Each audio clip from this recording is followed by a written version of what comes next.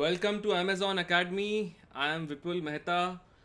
Uh, SR, AV, VG, PP, SG, BH, SS सबको मेरी तरफ से गुड इवनिंग। स्वागत है आप सब लोगों का। uh, तो मैं हमेशा थोड़ा सा पहले शुरू कर देता हूँ लेक्चर, थोड़ी बातचीत करने के लिए आप लोगों से। तो क्लास अभी शुरू होने में समय है। गुड इवनिंग के डी, गुड इवनिंग ए के। लेकिन थोड़ी सी बातचीत करने से क्या होता है, माहौल बन जाता है ना। तो अभी कल हमारा एक लेक्चर हो चुका था, आज दूसरा लेक्चर है। काफ़ी लोगों ने कल अटेंड किया होगा और इस वादा उन्होंने मुझसे किया था कि आज पढ़कर आएंगे। और मैं देखने आया हूँ कि आज कितने लोग इस वादे को पूरा करेंगे। मैंने जैसे कि कल भी कहा था कि मैं आपका डिजिटल द्रोणाचार्य हूँ और आप सब लोग मेरे शिष्य हैं।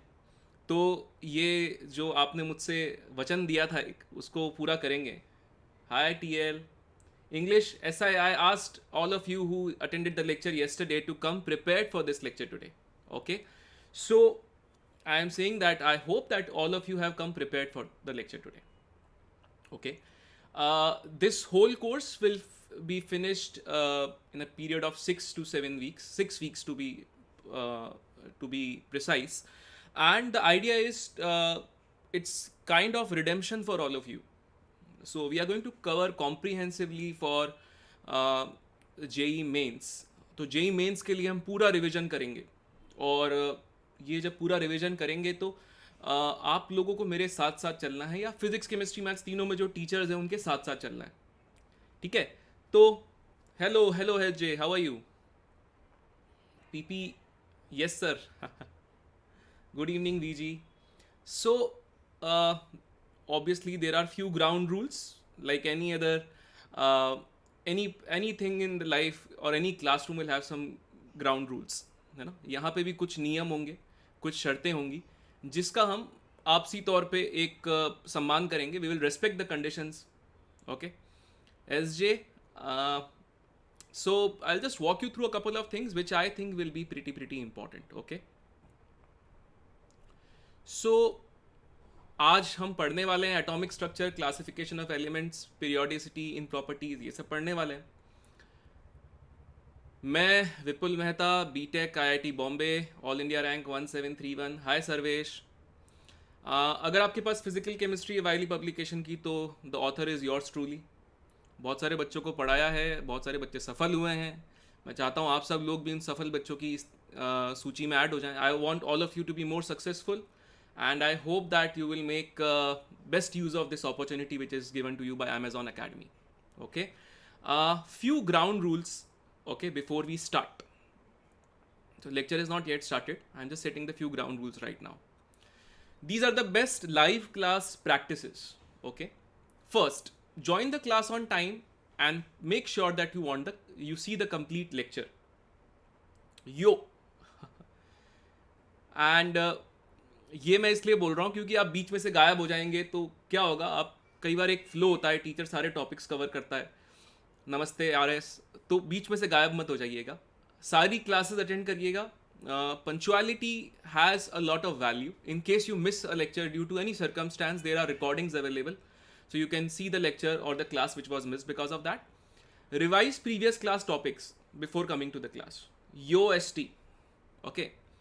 Be polite with your peers as well as your teachers. We all need some kind of kindness. तो नमता बना के रखिए, है ना। और do not spam or use any uncivilized language. हालांकि मैं ऐसा कह रहा हूँ, कुछ लोग फिर भी करेंगे। You guys are the best judge of what is more important to you and what is the best use of your time. I don't think it is time for me to tell you about things which are, important and not important. Okay, but make sure that we use your time. You use your time in the best possible way. Okay, there is a my doubts tab which you will see. You can ask any individual query on the my doubts tab. Normal chat करने के लिए आपके पास अभी भी ये option जो है उसको आप यूज़ कर सकते हैं। यहाँ तक क्लियर है? संस्कार। ऐसे तुम्हारे तो नाम में ही एस ए संस्कार से ही है ना। हाय पीए। सिस्टम की requirements. Good evening R S. आप अगर क्रोम या फायरफॉक्स पे लेक्चर देख रहे हैं, सो दोनों में से किसी पे भी देखा जा सकता है। एंड्रॉयड का अगर आप फ़ोन यूज़ कर रहे हैं, मोबाइल पे ऐप पे देख रहे हैं, तो वर्जन एंड्रॉयड का 6 या उसके ऊपर होना चाहिए। Internet connection please check if it is greater than 5 Mbps. Okay, That is to ensure a smooth lecture. Okay, so these are some live class practices which all of us have to follow. I think we shall start now. Advance के लिए भी होगा क्या crash course? बिल्कुल होगा H Y. पहले mains clear कर लेते हैं, फिर एच एडवांस भी कर लेंगे, है ना. गुड इवनिंग, सत श्री अकाल. बिल्कुल होगा एच वाई, क्यों नहीं होगा, है ना. अभी पहले मेंस क्लियर कर लेते हैं, फिर एडवांस करेंगे, है ना. Good evening all of you. So let's start. This course is a crash course which is aimed for students of class 12th as well as droppers batch. The chemistry part will be taken care of by me, Vipul Mehta, and first name of the first and second name isn't. No, it is not weird. And Ashutosh Gautam sir लेंगे organic chemistry, मैं लूँगा physical और inorganic. 24 lectures में हम पूरा finish करेंगे आपका जो भी क्रैश कोर्स का सिलेबस है जेई मेंस के लिए. ठीक है, चलिए इसका यूज़ करते हैं अच्छे से. ठीक है, लेट्स रोल. रीकैप, पिछले एपिसोड में हमने क्या देखा था, है ना. कुछ क्वेश्चंस दिए थे, मैंने कहा था आप होमवर्क करके लाइएगा. फटाफट देख लेते हैं उनके कुछ हिंट्स. पहला क्वेश्चन मैंने ये कहा था, मैंने इसमें कहा था कि इक्विवेलेंट वेट ऑफ HNO3 निकालिए. याद आया? तो इस प्रश्न के अंदर इक्विवेलेंट वेट ऑफ HNO3 अगर निकालना था तो पहले आपने क्या किया, सिर्फ लिख दिया जिंक और यहाँ पे नाइट्रेट, यहाँ से बन रहा है Zn2+ और यहाँ बन गया NO. सिर्फ इतनी सी इक्वेशन लिख के मैंने क्रॉस मल्टीप्लाई करके उसको बैलेंस कर दिया. फिर दोनों तरफ जितने H+ बच गए हैं, 2 NO3- ऑलरेडी है, 8 H+ है, तो दोनों तरफ 6 नाइट्रेट्स ऐड किए तो टोटल 8 HNO3 आ गए. अब अगर मैं okay so I have just balance the equation. Okay, now if I say this equation is balanced, total number of electrons which are transferred are 2 cross 3 which is 6, and total number of moles of HNO3 are 8. So number of moles of electrons transferred per mole of HNO3 is 6/8. So the n factor is 3/4. Simple enough. So once you get the n factor, then molecular weight upon n factor is the equivalent weight. Obviously these questions I will be giving you hints. Just check your answer. The answer should be B for Bombay. Okay. The next question from the last class, the difference in the oxidation number. Just make the shape. So you will see this sulfur is in 0, this sulfur is in 0, this sulfur is in +5, this sulfur is in +5. So the difference in oxidation state is 5 - 0, which is 5. Okay. So this question can be done अगर आप इसका structure बनाते हैं तो. बिल्कुल available है BH recording. Past classes में जाके रिकॉर्डिंग देखिए आप, है ना. BH कितने लोगों का सही है ये उत्तर? लिखिए सर हमारा सही है. जितने लोगों का सही है लिखिए. अरे ए ड्रॉप की बात क्यों कर रहा है अभी यार, अभी पढ़ाई कर. हथियार पहले ही डाल देंगे क्या अपन? अरे सही था, एडी का सही था. Very good very good very good very good. चलो आगे एक क्वेश्चन और गलत हुआ, सुधार करेंगे. ये क्वेश्चन दिया था मैंने, इसको आप वापस टेस्ट करिएगा. ये थोड़ा लंबा क्वेश्चन है, इसको बैलेंस करेंगे तो ये इक्वेशन आएगी. अगर इसको बैलेंस करेंगे ये इक्वेशन आएगी तो आप क्या कर सकते हैं, फिर तो ये निकाल सकते हैं. कितने लोगों का ये आंसर सही है? ये आपको मैं हिंट दे चुका हूं यहाँ पे, इसको करके लाइएगा. मैंने आंसर भी पूरा लिख दिया है यहाँ पे. ओके, चलिए एक क्वेश्चन मैंने ये दिया था, ये मैंने आपको हिंट दिया था. तो बेसिकली पहले आप यहाँ पे हाइपो के मोल्स दिए हुए हैं, उससे आयोडीन के मोल्स निकालेंगे और फिर आयोडीन का n फैक्टर 2 है, कॉपर का 1 है और यहाँ पे इक्विवेलेंट बराबर कर देंगे आप, तो यहाँ पे कॉपर के मोल्स आ जाएंगे और उसके बाद उसका वेट आ जाएगा. काफ़ी स्ट्रेट फॉरवर्ड क्वेश्चन है. जिन लोगों ने परीक्षा में, जो देखो परीक्षा के अंदर क्या होता है, एक संयम चाहिए होता है. You need some kind of discipline and a temperament. Okay, दिक्कत तो मुझे भी होती थी कि मैं भी तुम्हारी जितना था तब. दिक्कत हम सबको होगी ना, परीक्षा ही कठिन है, लेकिन हमको दिक्कतों को कम करना है. कोई बात नहीं, ऐसे अब से कोशिश करना, रिकॉर्डिंग देख लेना और आइंदा से कोई भी क्लास मिस मत करना. नेक्स्ट क्वेश्चन, ये मैंने क्लार्क्स मेथड आपको बताया था, ऑर्गेनिक आयन एक्सचेंज मेथड बताया था, परम्यूटेड मेथड बताया था. मैंने कहा था एनसीईआरटी पढ़कर आइएगा. कैल्गन प्रोसेस क्या होता है? This is known as calgon. Okay, which is hexa metaphosphate of sodium. तो कैल्गन के अंदर क्या होता है, यहाँ पे कोऑर्डिनेशन कंपाउंड बन जाता है. तो यहाँ पे ये मेटल जो है कैल्शियम या फिर कैल्शियम या मैग्नीशियम वहाँ पे ट्रैप हो जाते हैं. तो ये भी परमानेंट हार्डनेस हटाने के ही काम आता है. तो इसमें सवाल ये था कि which is not a method to remove permanent hardness, Clark's method. एक अभी तो बोला, इनमें से कौन सा नहीं है? Which book contains every information to score 100% in Mains? SS JE एक कॉन्सेप्चुअल एग्जाम है ना, कोई भी कॉन्सेप्चुअल बुक आप ले सकते हो, ठीक है। काश बोर्ड्स की तरह जेई भी होता है ना SS, but that's not the case. ये क्वेश्चन मैंने होमवर्क दिया था, एंड अच्छा एमपी पहले एकलव्य थे। NL, I will try to use both. I will not try to use anything less, okay? Yes, practice material is provided on the Amazon Academy app, okay?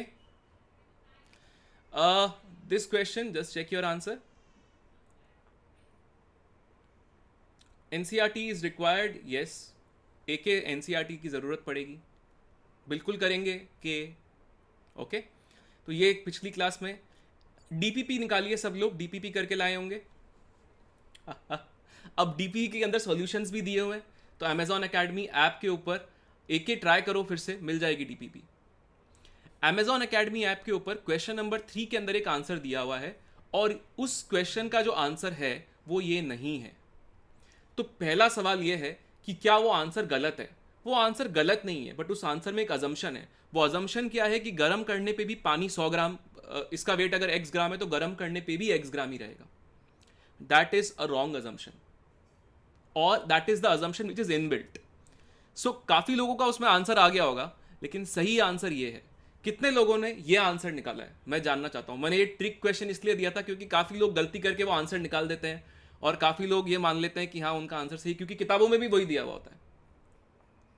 MP तुम्हारा ये answer आया था,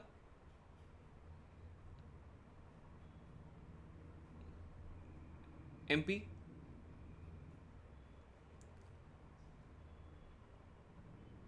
late मत हुआ करो HM।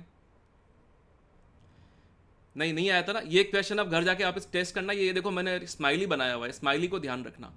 Smiley मतलब मैंने कोई ट्रिक क्वेश्चन दिया है ना, जिसका आंसर आ जाएगा लेकिन गलत आएगा। तो जेई के अंदर क्या होता है, वो सवाल कठिन होते हैं जिसमें उत्तर निकले और गलत निकले, ठीक है। आइसोमॉर्फस का मतलब क्या होता है? Question number 9, same type of molecular formula. तो अगर मैंने कहा है कि this M is isomorphous with ZnSO4.7H2, तो इसका फॉर्मूला ये हो जाएगा। ये इक्विवेलेंट कॉन्सेप्ट से दिया हुआ है, मैंने ये सवाल मोल कॉन्सेप्ट से किया है। So mole of this by 3 is equal to mole of this by 2, उससे भी हो जाएगा। ये ऑल्टरनेट मेथड है, इसलिए मैं यहाँ पे लिख देता हूँ एलेटर। बाकी सारे सॉल्यूशन बहुत सेल्फ एक्सप्लेनेटरी है। और ये लास्ट में इक्विवेलेंट्स जो बैलेंस किए हैं। एक मिसप्रिंट था क्वेश्चन नंबर 12 में, उसमें H नहीं लिखा हुआ है, हालांकि सॉल्यूशन में वो सही से लिखा हुआ है, क्वेश्चन में सही कर लीजिएगा, बस यही बताना था। बाकी सारे सॉल्यूशन है दिए हुए। Is this live MO? ये मैं पढ़ पा रहा हूं तो इज दिस लाइव? यस। ठीक है, चलिए शुरू करें। एक ये क्वेश्चन और है जिसके अंदर भी काफी स्ट्रेट फॉरवर्ड है। आज की क्लास में हम पढ़ेंगे atomic structure. Where is DPP? आप पास्ट रिकॉर्डिंग्स में जाइए, पास्ट लेक्चर्स में जाइए, वहां पे आपको रिकॉर्डिंग और डीपीपी दोनों मिलेगा। HNO3 वाले का आंसर ये रहा ना बेटा, ये रहा, देख। तू लेट आया है क्या? इनऑर्गेनिक केमिस्ट्री शुरू हो जाएगी GS आज।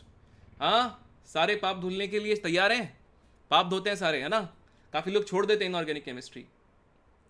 चलिए, आज कवर करने वाले हैं एटॉमिक स्ट्रक्चर के अंदर ये सारे टॉपिक्स, साथ साथ कवर करने वाले हैं ये सारे टॉपिक्स एटॉमिक स्ट्रक्चर के। उसके अलावा हम करेंगे पीरियोडिक प्रॉपर्टीज, और पीरियोडिक प्रॉपर्टीज के क्या क्या इंपॉर्टेंट क्वेश्चंस हैं। So we will cover all of these.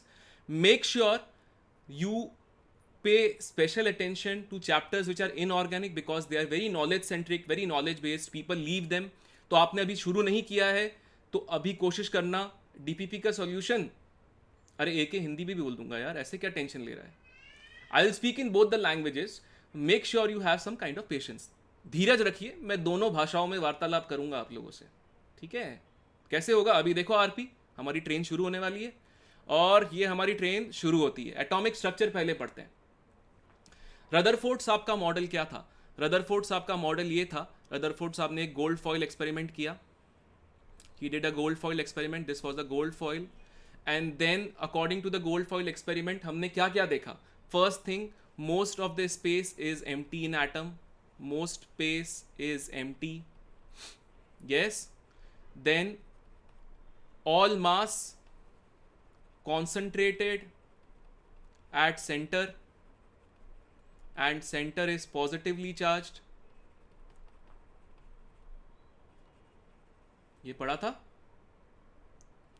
और तीसरा ये था कि electrons are revolving around the nucleus.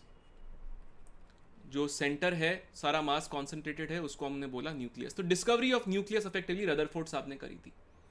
सो अगर मैं एक एटम का मॉडल बनाता हूँ, तो ये अगर एक एटम है, ये बचपन में 5th क्लास में बनाते थे कि इलेक्ट्रॉन ऐसा घूम रहा है, ये न्यूक्लियस है, न्यूक्लियस में कौन है, न्यूट्रॉन है, प्रोटॉन है, ये करते थे हम बचपन में. तो न्यूक्लियस की डिस्कवरी के लिए रदरफोर्ड साहब नोन थे. This was simple. This is something which is important, can be asked. Okay, this is very important. Mathematics of Rutherford model. Number 1, R is equal to R naught into a to the power of 1 by 3, where a is the mass number, R is radius of nucleus, and R naught is a constant which is 1.33 into 10 to the power of minus 15 meter. So basically if we are doing a gold foil experiment with any mass number, let's say I'm doing it with carbon, so this will be carbon is atomic mass number is 12, so R naught 12 to the power of 1 by 3, that will be the radius of nucleus of carbon atom. Okay, so effectively we are able to know that radius of nucleus is approximately equal to 10 to the power of minus 15 meter. इतनी range में होगा. Radius of atom हम निकालते हैं तो वो कितना होता है, अप्रॉक्सीमेटली 10 की पावर माइनस 10 मीटर. तो कोई मुझे बता सकता है कि radius of nucleus upon radius of atom कितना होगा? This will be in the range of 1 by 10 to the power of 5. अब एक बार ध्यान से सोचिए, सपोज यहाँ से 1 किलोमीटर की दूरी पे न्यूक्लियस है. सो एक सर्कल बना रहा हूँ, स्फीयर बना रहा हूँ, ठीक है, एक स्फीयर बना रहा हूँ मैं, यहाँ से 1 किलोमीटर तक का वो न्यूक्लियस है. तो 100 किलोमीटर, 1000 किलोमीटर, मैं अभी सपोज मुंबई में रहता हूँ, तो 1000 किलोमीटर पे दिल्ली आ जाएगा, राइट. 10,000 किलोमीटर में तो मैं अर्थ से ही बाहर चला जाऊंगा, क्योंकि अर्थ का रेडियस 6400 किलोमीटर है. 10,000 में कितने जीरो होते हैं? 4. 1 लाख में क्या हो गया? 10,000 में अर्थ से बाहर हूँ, 1 लाख तो अर्थ से और बाहर हो गया. तो अगर मैं इतना बड़ा एक स्फीयर बनाता हूँ जो अर्थ से भी बाहर है, तो सिर्फ यहाँ से 1 किलोमीटर तक का रेडियस जो है वो न्यूक्लियस है. यानी कि समझ में आया, न्यूक्लियस पूरा छोटा है, most of the space is empty. वही बात बोल रहा था मैं पहले भी, तो मैथमेटिक्स से भी वही बात समझ में आ गई, right. Second question, there is n theta. What is n theta? Number of alpha particles deviating,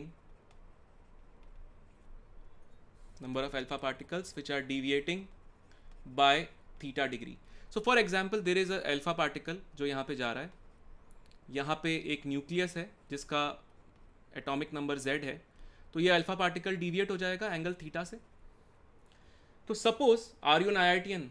हाँ आर के हूँ, IIT बॉम्बे से हूँ मैं, ठीक है. उससे क्या हो जाएगा, है ना, आप IITian बनिए, ये ज़्यादा इंपॉर्टेंट है, ठीक है.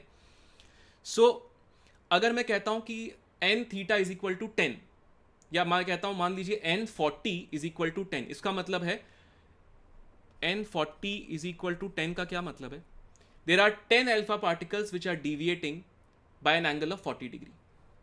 Okay, so number of alpha particles deviating by angle theta. So this n theta comes out to be proportional to 1 by sin theta by 2 to the power of 4. अब डिविएशन जो है ये थीटा कहाँ से कहाँ तक हो सकता है? तो बिल्कुल डिविएट ना हो, या 180 डिग्री से डिविएट हो जाए. So theta by 2 will vary from 0 to 90. Now between 0 to 90 sine is an increasing function because it is sin theta by 2. So as theta increases, I can say sin of theta by 2 will increase, or I can say n theta will decrease, right? अरे 0 से 90 में mg, अरे यार ये सवाल क्या पूछ रहे हो यार. 0 से 90 में साइन एक इंक्रीजिंग फंक्शन है, साइन 0 की वैल्यू 0 होती है, साइन 90 की 1 होती है, बढ़ती रहती है. Okay, the value keeps on increasing. So can I से that if if I ask you n0, can I say n0 will be maximum? And if I ask you n180, that will be minimum? Yes or no?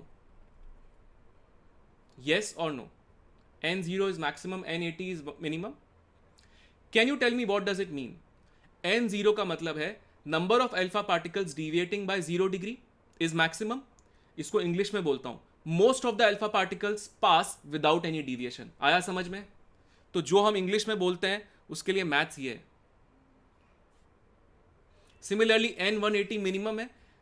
Very very few particles are deviated by 180 degree. ये third point होता है.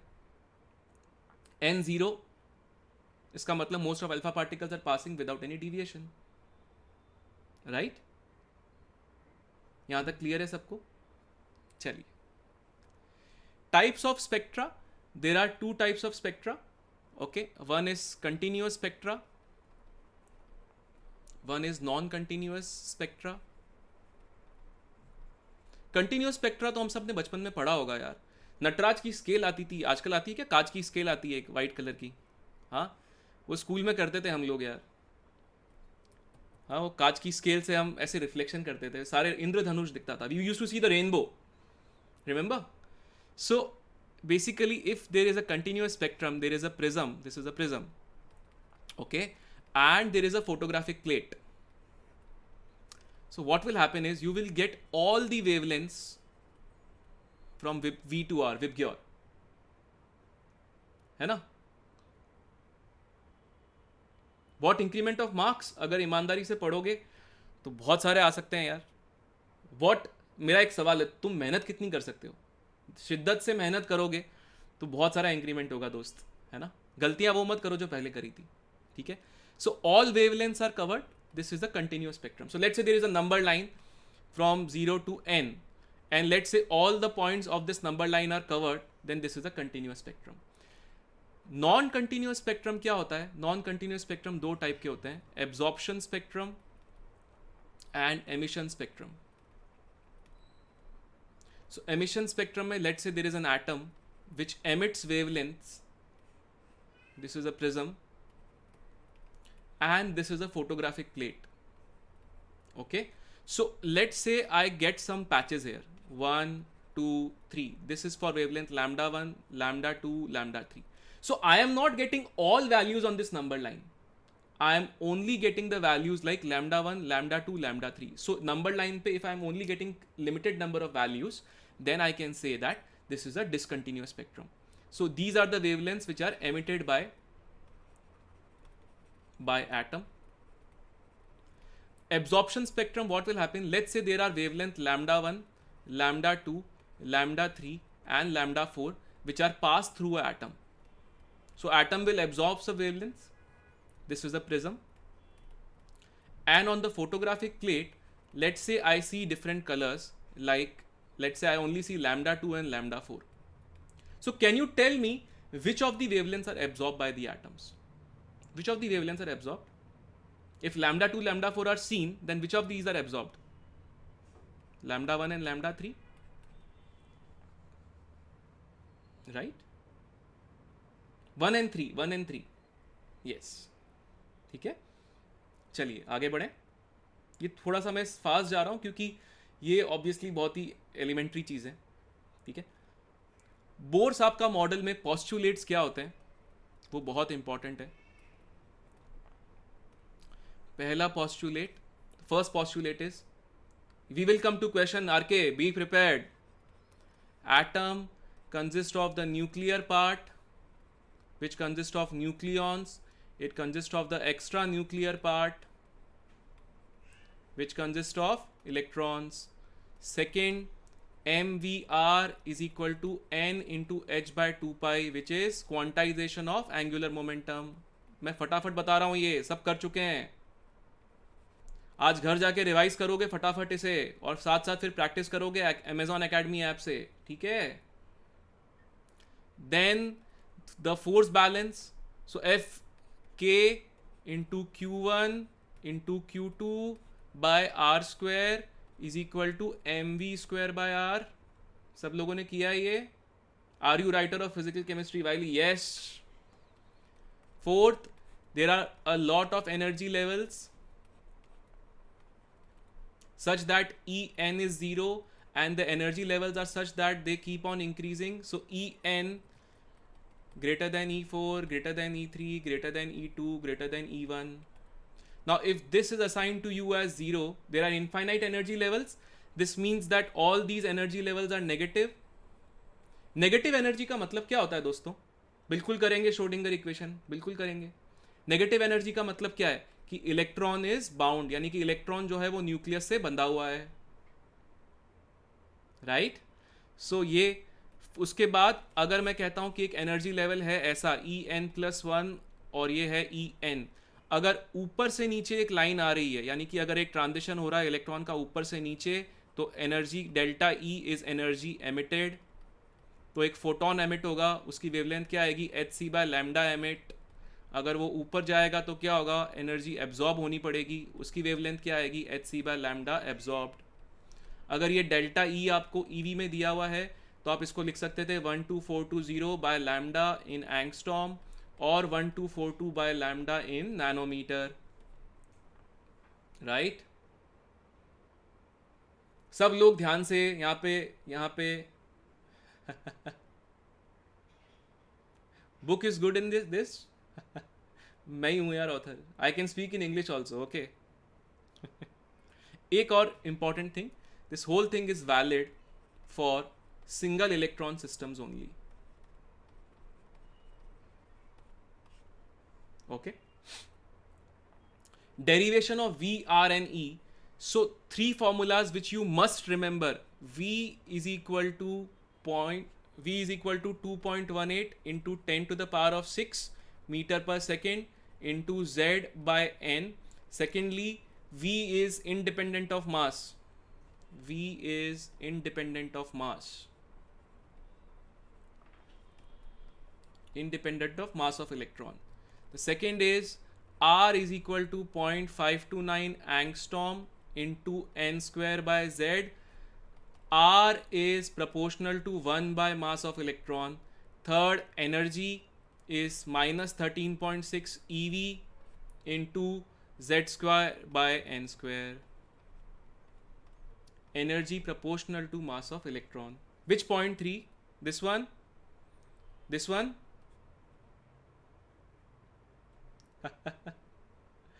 V is velocity, R is radius, E is energy. अरे यार ये तो सबको पता होगा अभी तक.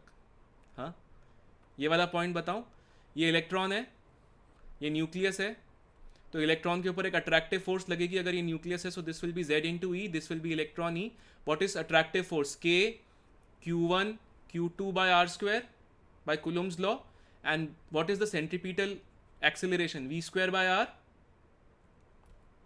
That's what has been done. What is Z? Z is atomic number. What is N? N is the energy level. Okay. Fifth वाला, अगर ऊपर वाले एनर्जी लेवल से नीचे वाले एनर्जी लेवल पे जा रहा है, यानी कि हायर एनर्जी लेवल से लोअर एनर्जी लेवल पे जा रहा है, तो एनर्जी एमिट होती है. शेल नहीं होता है, एनर्जी लेवल होता है. शेल आउटडेटेड कॉन्सेप्ट है, ठीक है. एक चीज और, one more thing which I want to emphasise on is, if you are given total energy, if you are given kinetic energy and potential energy, so kinetic energy if it is x, potential energy is minus 2x and total energy is minus x. Remember this thing, this will be useful, okay. Block chemistry का भी micro course करवाएंगे, सब करवाएंगे. Hydrogen spectrum सबको याद है यार, सबको. हाँ, सो कैसे करते थे? Let's say this is N2, this is N1, this is an emission spectrum. अगर मैं कहता हूं कि यहाँ पे एक वेवलेंथ ऑफ फोटोन है lambda, this is wavelength of photon emitted.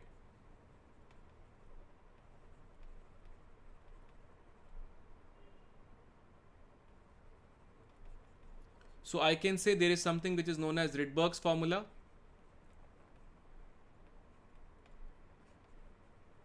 By which I can find this wave number 1 by lambda is equal to Rydberg's constant into Z square into 1 by N1 square minus 1 by N2 square.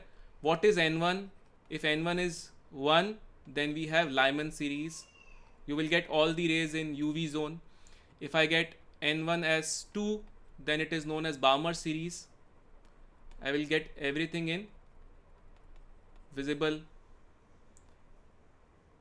If I give you n1 as 3, then Paschen series. सबको आता होगा यार, ये infrared zone में होगा, रटा हुआ है हाँ वो याद हो जाता है यार, क्योंकि बहुत सारे क्वेश्चंस होते हैं. अगर यहाँ पे ब्रैकेट होगा तो ये इंफ्रारेड, राइट. कोई मुझे बता सकता है रिडबर्ग्स कांस्टेंट की वैल्यू क्या होती है? What is the value of Rydberg's constant? क्या होती है? ये क्वेश्चन है क्या? एसएस की राइटिंग टू गुड है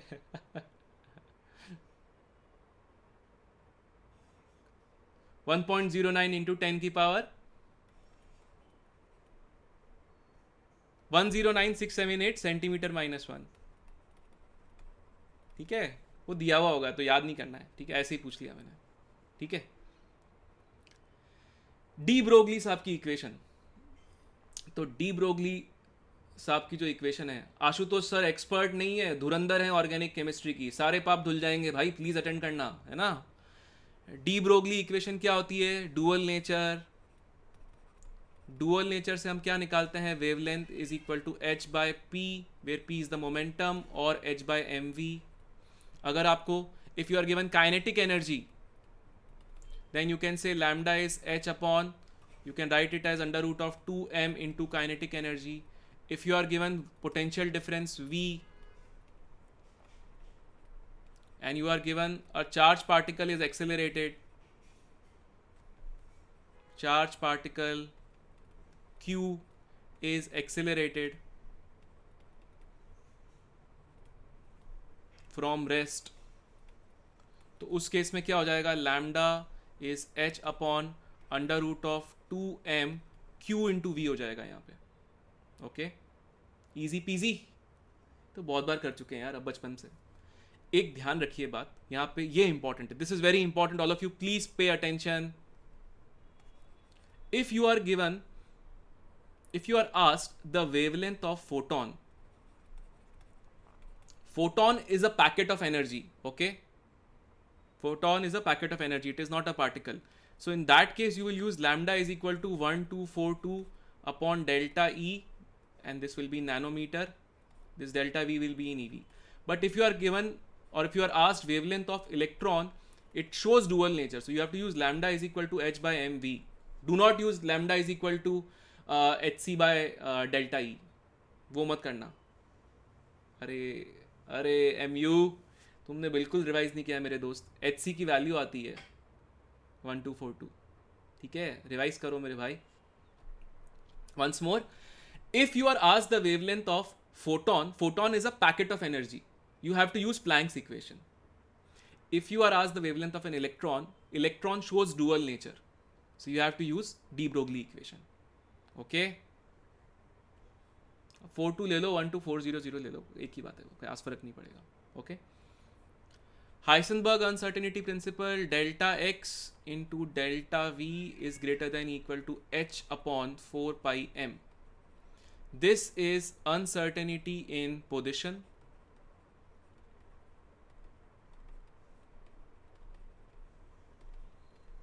This is uncertainty in speed.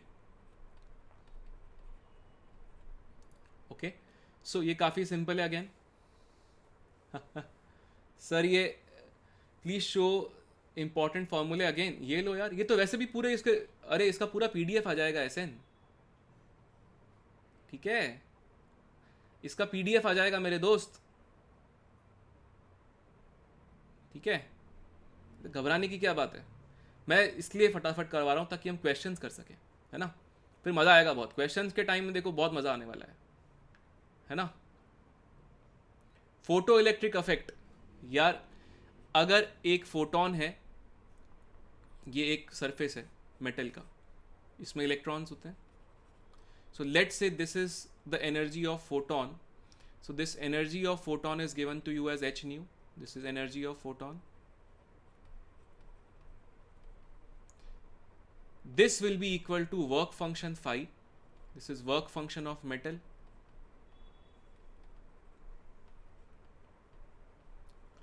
which is given to you as h nu naught, plus the rest energy goes to kinetic energy of ejected electrons, kinetic energy maximum of ejected electrons.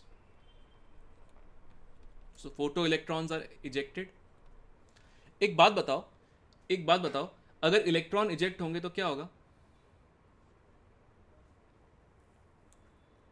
अगर electron eject होंगे तो क्या होगा?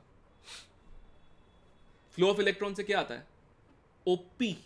अरे OP तो बाद में कर लेना मेरे भाई JS. What will happen if the electrons will flow? Current. तो फोटो करंट. ओ हो फोटो करंट आया समझ में? अच्छा एक सवाल है, एक फोटोन से कितने इलेक्ट्रॉन निकल सकते हैं? एक फोटोन से सिर्फ एक ही इलेक्ट्रॉन निकल सकता है. ठीक है, मल्टीपल इलेक्ट्रॉन्स नहीं निकल सकते. ठीक है, चाहे उसकी कितनी भी एनर्जी हो. दूसरी बात ये, so one photon can emit maximum of 1 electron. The kinetic energy of ejected electrons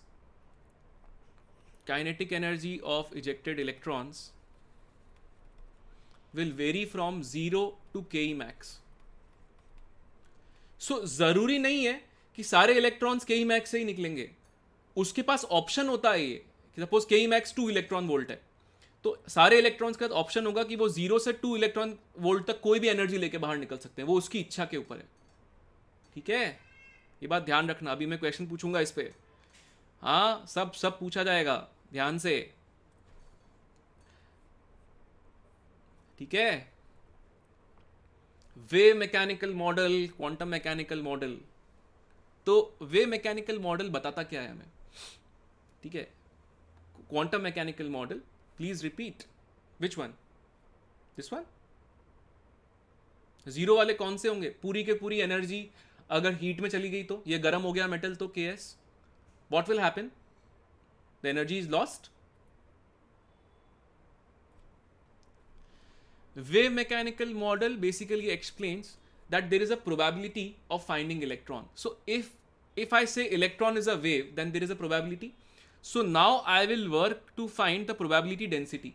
So this is the equation which I actually solve.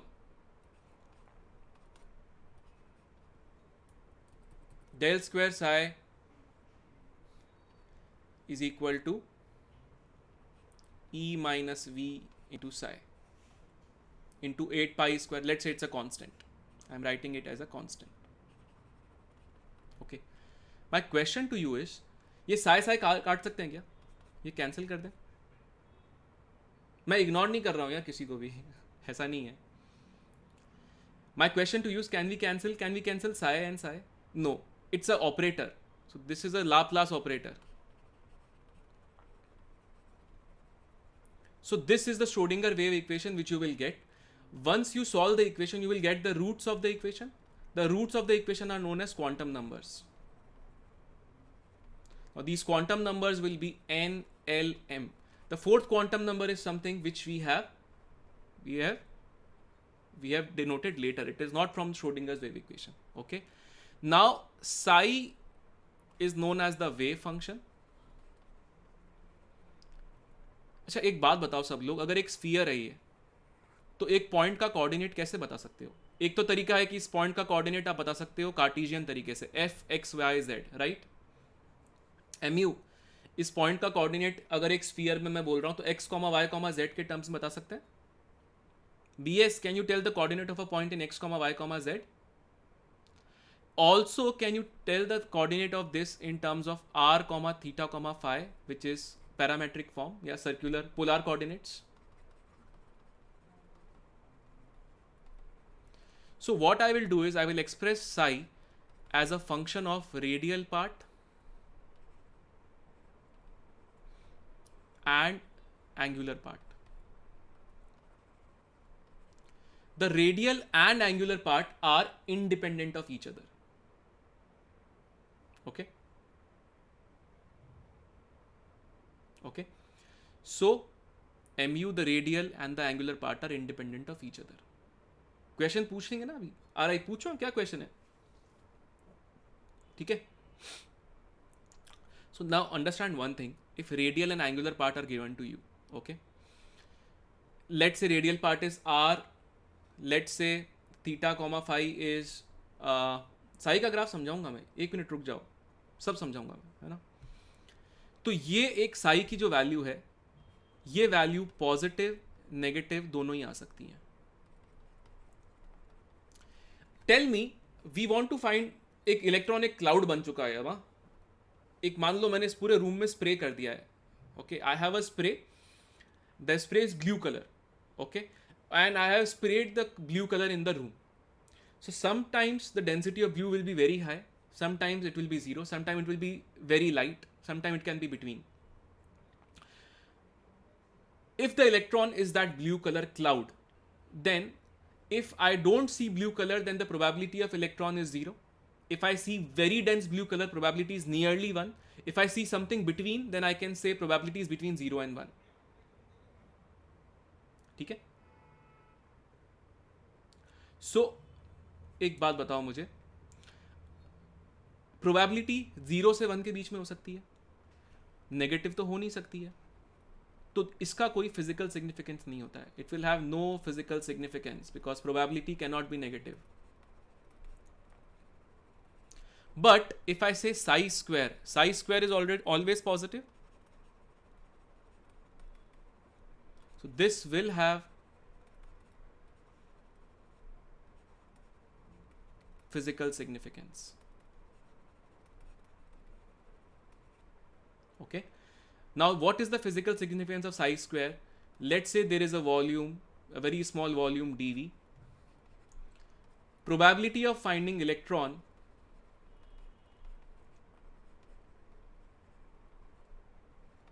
in this small volume dv, let's say is dp. So psi square is dp by dv, or it is known as probability density. So tell me one thing, mod क्यों नहीं किया? वो function का mod बनाना बहुत मुश्किल हो जाएगा इसलिए. ठीक है, एक बार फिर से समझा दूं. केस ये साई की वैल्यू नेगेटिव आती है, नेगेटिव अगर आती है तो इसका मतलब क्या है कि उसका प्रोबेबिलिटी नहीं हो सकता, क्योंकि प्रोबेबिलिटी सिर्फ 0 से 1 के बीच में ही होता है. नेगेटिव प्रोबेबिलिटी थोड़ी हो सकती है, right? So now you have to understand psi square will be positive always. Okay, now if psi square is positive, then this represents probability density, that is probability of finding electron in a very small volume dv. Master class भी होगी इस पे, micro class भी होगी, है ना. अभी आपको देखिए, मैं एक क्रैश कोर्स के अंदर, तो मेरे को बहुत फास्ट कवर इसलिए करवाना है क्योंकि आपका एग्जाम है. ठीक है, अब एक स्पिन नहीं, स्पिन अलग से आता है. वैल्यू को क्या डिनोट करते हैं? कुछ भी नहीं करते हैं, उसका ग्राफ बनाएंगे ना अभी 80. ठीक है, सो अगर साई स्क्वायर 0 है, इसका मतलब क्या कह सकता हूं मैं? Probability of finding the electron is 0. अगर probability of finding the electron is 0, तो कहना है से साई स्क्वायर अगर 0 है तो क्या होगा? ये that point is known as node, और it is known as nodal plane. और अगर वो 3 डायमेंशनल में है तो that will be nodal surface. ये सब लोग आप लोगों ने किया होगा, राइट? आगे बढ़े. Quantum numbers, there is principal quantum number n which represents the energy or the size of the orbital. There is azimuthal quantum number L which represents the shape, which is L की value होती है n-1. L अगर 0, 1, 2, 3 होता है तो orbitals होते हैं s, p, d, f. These are the orbitals. What are orbitals? Orbitals are, what are orbitals? What are orbitals? Where probability of finding electrons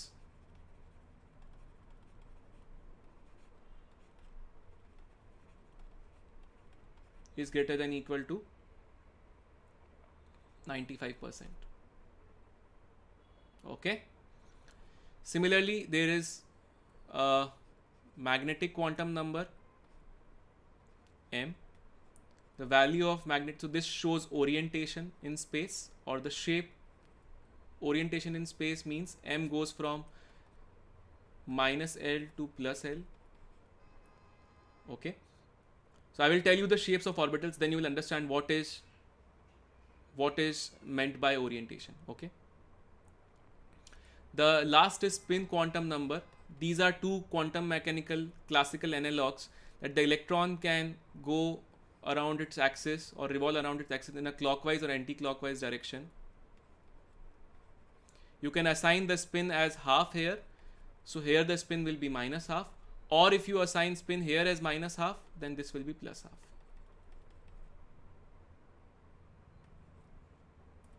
कुछ लोग हैं जिनको बहुत अटेंशन चाहिए जीवन में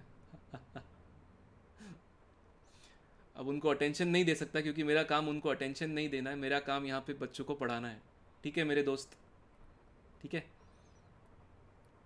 ये शेप्स दिख रहे हैं, ये शेप्स दिख रहे हैं क्या सबको? ओके. तुम हाफ अगर तुम करते, तुम 2 और -2 रख लेते यार, तुम्हारे ऊपर है. ठीक है, यहां पे देखिए, ये अगर मैं देखता हूं, if I see the s orbital, there is, so this complete blue cloud shows that. I will just shade it. Okay, this whole shading is done, means electron is present everywhere, so there is no point जहां पे electron नहीं है. So basically this part I can say is spherically symmetrical. What do I mean by spherically symmetrical?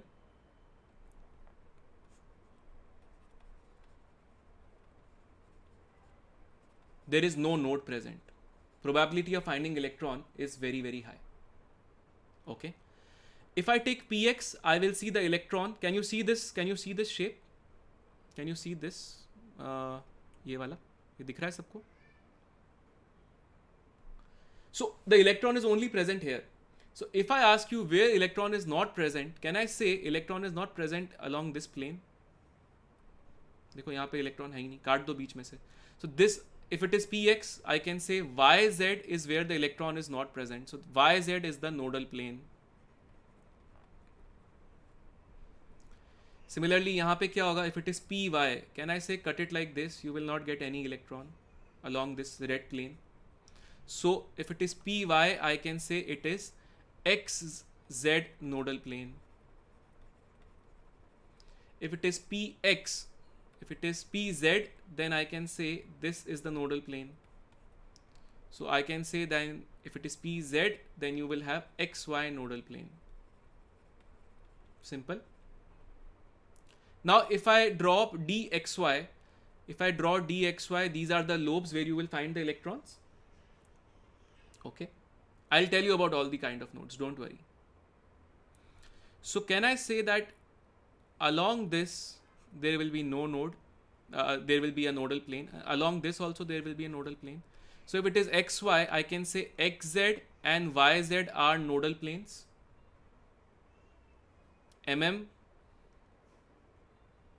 क्या हो गया? ये सब बेटा रिवीजन हो रहा है ना, आप पढ़कर आइए थोड़ा सा, आप माइक्रो कोर्स में आइए, अगर आपको पूरा डिटेल में पढ़ना है मैं उसमें पूरा पढ़ा दूंगा आपको. ठीक है, जिन बच्चों का जेई मेन से अभी, उनका नुकसान नहीं होना चाहिए ना, they should not be at a disadvantage, they have very limited time. Okay, this is 3D. अरे मैंने ड्रॉ किया है MU यार, इतनी मेहनत कर रहा हूं मैं यार, इतना 3D बनाया, देखो हाथ से ड्रॉ किया है मैंने ये. dyz है, so I can say xy and xz are the nodal plane. Similarly dzx है, so I can say xy and yz are nodal plane. यहां पे नोडल प्लेन कहां होगा? यहां पे नोडल प्लेन कहां होगा? यहां पे नोडल प्लेन होगा यहां पे, ये x is equal to y के अलाउंग, ये पूरा प्लेन काट दीजिए ऐसे, x इक्वल टू वाई के अलाउंग. सिमिलरली ये x is equal to minus y है, ऐसे काट दीजिए. एक बात बताइए, x plus y into x minus y कितना होता है? x plus y into x minus y कितना होता है? x square minus y square. इसीलिए इसका नाम x square minus y square है। आया समझ में? और जो लास्ट वाला है, इस लास्ट वाले को बोलते हैं डी जेड स्क्वायर। अब डी जेड स्क्वायर के अंदर इलेक्ट्रॉन जो है वो मिलता है आपको ऐसे। उसके अलावा एक रिंग है, यहाँ पे रिंग दिख रही है, इस रिंग में भी इलेक्ट्रॉन मिलता है। Okay, so these are some shapes. I am just giving a brief explanation. Obviously this requires much more time, but we are short of time because we have exam in 6 weeks. Okay, ये ऐसे आता है are you d z square. देखो d psi square आएगा, तो एक wave function psi आएगा which is mathematical function. Let's say the mathematical function is x plus y plus Z.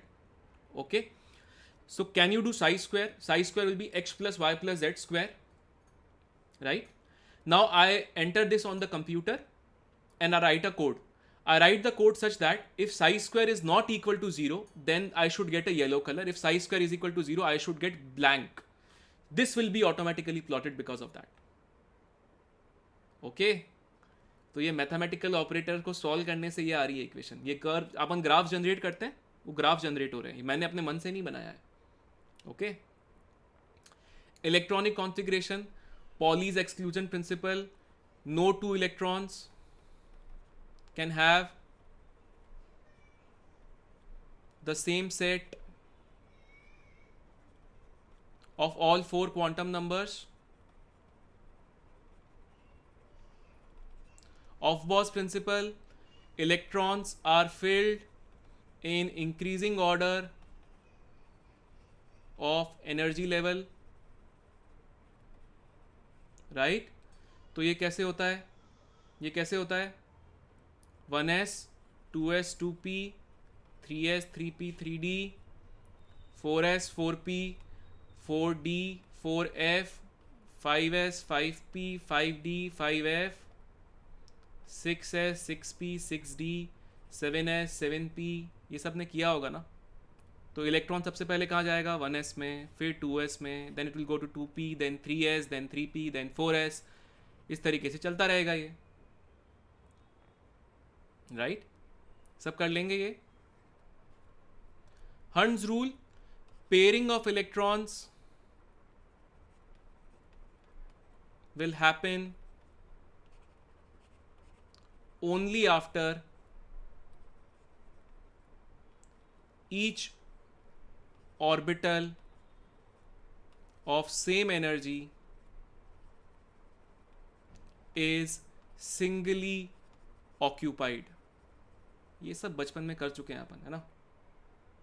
थोड़ा टफ कर रहा हूं मैं अरे मैं टफ नहीं कर रहा हूं मेरे दोस्त, ये तो बचपन की कुछ यादें हैं जो मैं ताज़ा कर रहा हूं। ओके, टफ तो अभी होगा, ठीक है? ये देखो, ये है जो किसी को नहीं आता है ना? कितने लोगों को इसमें डिफिकल्टी आती है, अजीब से चित्र बने हुए होते हैं। ये 12th और ड्रॉपर्स बच्चों के लिए मेनली, हाँ, ये बहुत लोगों को दिक्कत आती है इसमें। तो मैं इसमें कुछ रूल्स बता देता हूं आपको, ठीक है? इसमें रूल्स देख लेते हैं। First of all, we only find the radial part which is represented by r. So I can say जहां जहां पे psi लिखा हुआ है उसको आप r मान लीजिए, because I am only taking the radial part. So I will only take the radial nodes. So radial nodes क्या होते हैं? n minus l minus 1. So you only see the radial nodes. Number 3, radial nodes at r equal to 0 and r equal to infinity are not considered. Okay. Number 4, if I want to plot the graph of psi, psi will be positive, negative, positive, negative. R square will be positive always. R square into dv, that is r square into 4 pi r square dr, is total probability, it will be positive always. This is decreasing curve. This is also decreasing curve, because as you will go away from the nucleus, probability of finding the electron will decrease, but total probability will increase. हाँ हाँ दूंगा ना wave function का question, रुकना are you, अभी बताऊंगा, तुम करोगे सॉल्व मेरे सामने। This is an increasing function, okay. If it is an s orbital, then r square at r equal to 0 will start from 0, okay. And if it is p or d orbital, then r square at r equal to 0 will always start from non-zero values. So this will be non-zero, sorry, I'll just correct it. This will be non-zero, this will be 0. So now can you see this is 1s, so n minus l minus 1 in this case is 0, so it is not cutting anywhere. This is cutting here, so there is one node, there is one node, there is one node. This is not cutting, so there is no node, okay. Now revise all these, ये सब आपका homework है, मैं अगली class में फिर से explain कर दूंगा, बट पहले पढ़ के आइएगा ये, ठीक है। पीरियोडिक प्रॉपर्टीज ये सब बचपन में पढ़ते थे हम, इसको कुछ करने की जरूरत नहीं है, ये बहुत इंपॉर्टेंट है, please mark this as important, please mark this as important. So if the digit is 0, 1, 2, 3, 4, 5, 6, 7, 8, 9, nomenclature is nil, un, bi, tri, quad, pent, hex, sept, oct, n. Now this is periodic properties. This will be n, u, b, t, q, p, h, s, o, e. So for example, if I have to write the IUPAC name of 101, okay, so 1 is un, I will just say, so 1 is un, then 0 is nil, then again 1 is un, and em is the ending, so it is u which is 1, n which is 0, u which is 1. They can ask this, yes, it is too easy for JEE. If you know the rules, it is very easy. If you don't know the rules, it is difficult, okay. So this is very very important, okay. Effective nuclear charge is Z star, which is Z minus sigma. Sigma is known as the shielding constant. So effectively, if I ask you what is the shielding constant, it effectively reduces the value of Z. The shielding of s orbital is greater than p, which is greater than d, which is greater than f, okay. So atomic size, now I am giving you some trends. These trends, I am giving you the factors. So atomic size, the factor is, it is dependent on Z star. If Z star increases, size will decrease. N, that is number of shells. If the number of shells increases, size will increase. Some cases, if a crystal lattice is given to you, BCC is greater in size compared to FCC, okay. The general trend, if you go in S&P block left to right, Z star increases, so size of atom will decrease. Top to bottom, N will increase, size will decrease. If you go from 3D to 4D, N increases, also Z star increases, but what dominates? N dominates, so net size will increase. If you go from 4D to 5D, Z star also increases, N also increases, but this dominates, so effectively the size will decrease. So the size of 3D will be less than 4D, which will be greater than equal to 5D, okay. Lanthanide contraction, a very poor shielding in in lanthanides and actinides, and because of that, Z minus sigma, sigma is very small, so Z is very high, therefore I can say there is going to be a very strong shrinkage, and this is known as the contraction as lanthanide or actinide, okay.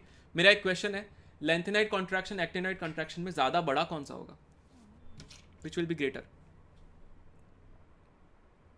BCC is body centered cubic, FCC is face centered cubic, ठीक है, करेंगे, कौन सा बड़ा होगा इसमें?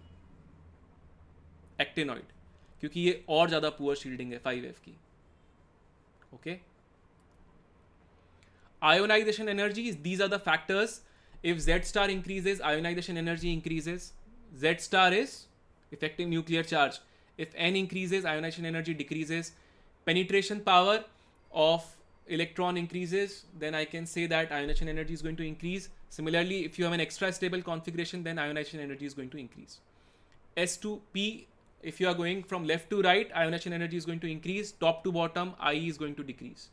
ये सारा मैंने एक रिवीजन के फॉर्म में दिया है, इसको ऐसे के ऐसे घर जाके नोट कर लीजिएगा, ये इंफॉर्मेशन बेस जरूर है लेकिन सुपर इंपॉर्टेंट है, इसीलिए मैंने स्लाइड्स बना के रखी है आपके लिए।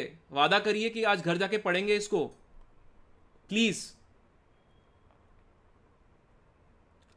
इलेक्ट्रॉन गेन एंथैल्पी, अगर A से A माइनस बनता है गैसियस स्टेट के अंदर, so this is going to be electron affinity 1, this is electron affinity 2, right? The electron affinity 1 is can be negative, 0 or positive. 2 is always positive. Okay, the factors affecting are Z star, N. If it is half filled or fully filled, electron affinity will be smaller. Electron affinity of second period elements is going to be less than third period elements because of size. So for example, nitrogen की electron affinity will be less than phosphorus. As penetrating power increases, electron affinity increases. इसको ही ध्यान रखना है, बाकी इधर उधर की चीज कुछ भी ध्यान मत रखिए। ओके, मैं सब इंपॉर्टेंट चीजें ही करवा रहा हूं पीआर, ठीक है? ए एनसीईआरटी इज इनफ, बिल्कुल इनफ है। ऐसे घर पर तो हो बट पढ़ाई भी कर लो ना। काफी लोग घर पे होते हैं लेकिन सपनों में होते हैं।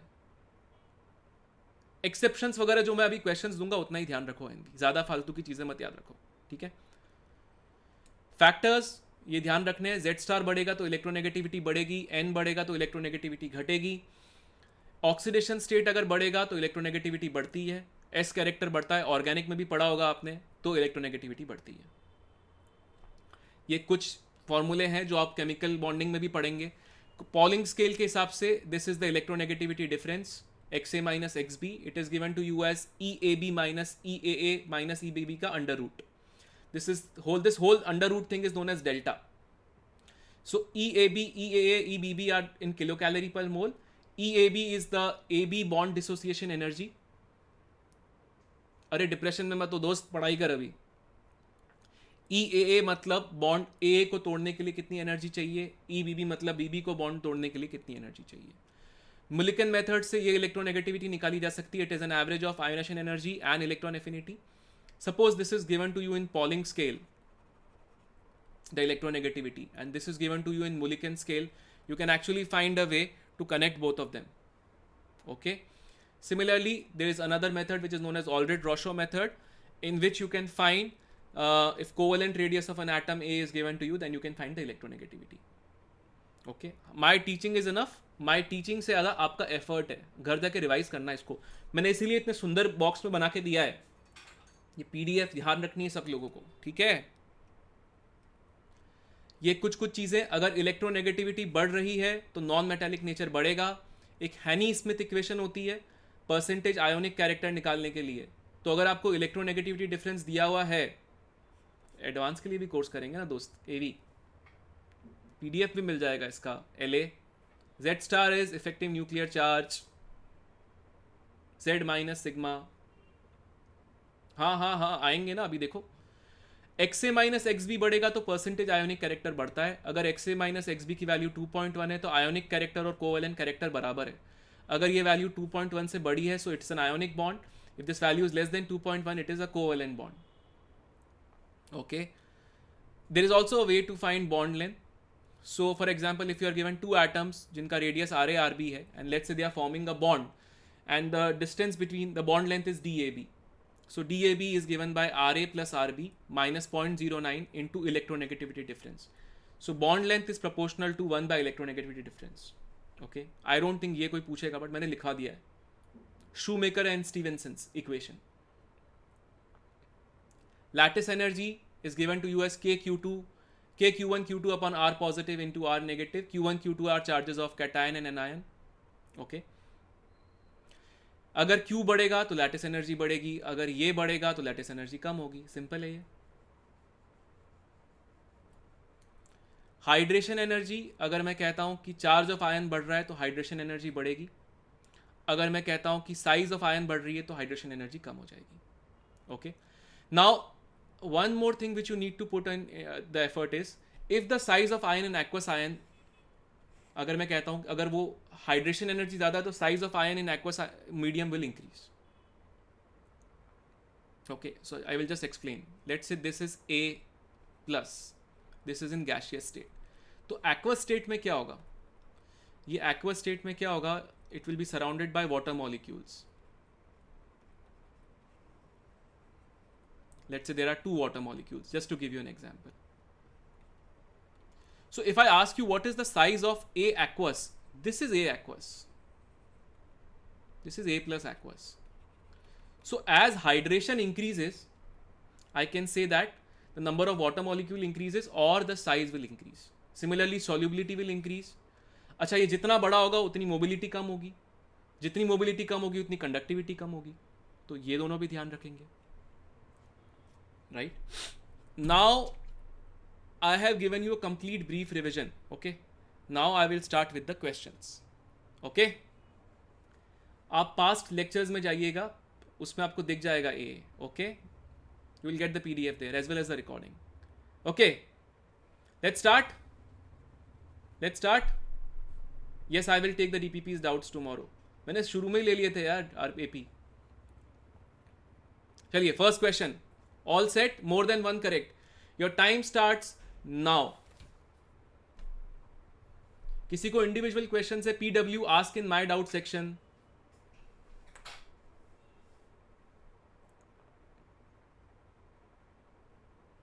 Fast. Tell me your answer. It is more than one correct. Fast. Are you saying A? फटाफट जल्दी. समय की कमी है मेरे दोस्तों. MA का कहना है A and C. Okay. PI का कहना है A और D. AC. LA का कहना है AD. VS जल्दी से आंसर दे दो यार. RA का कहना है AD. VG का कहना है CD. RU का कहना है AD. MU का कहना है ABC. AD. ओके, समय समाप्ति की घोषणा. सही जवाब है A और D. अब मेरी बात ध्यान से सुनिए. In photo electric effect, okay, let's say this is the metal. If I increase the energy of photon, okay, this Ke max increases. Okay, so I can say that the kinetic energy is proportional to frequency and it is independent of intensity.